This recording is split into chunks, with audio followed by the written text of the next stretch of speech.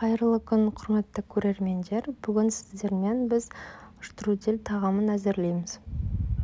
Қысып тұрған қазанға жарты кесе су майды құйып, артынан етімізді салып қуырамыз. Қазанның астын басып қойып, нанды илеуге кірісеміз. 2 кесе ұнға тұз қосылған жылы суды құйып, жұмсағырақ етіп қамыр илейміз.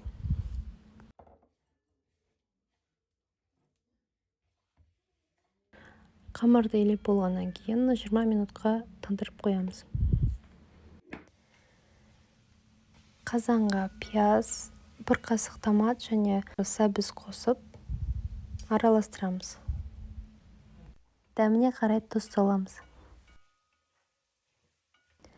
Қуырылып болғаннан кейін 3 тарелка су құйып, қазанның отын көбейтеміз. Қазанымыз қайнағанша қамырымызды жұқалап жайып аламыз.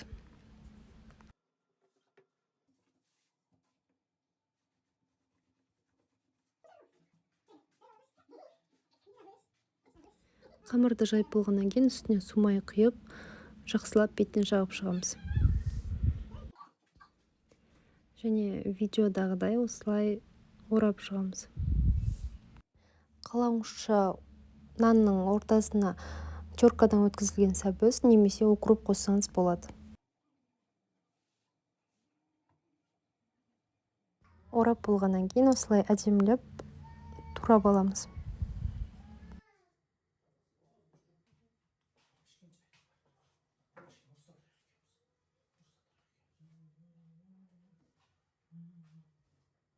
Қайнаған қазанымызға картошканы салып, артынан бірден нан саламыз.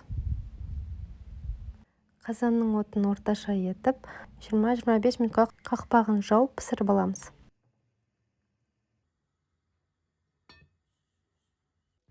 Міне тағамымыз дайын болды.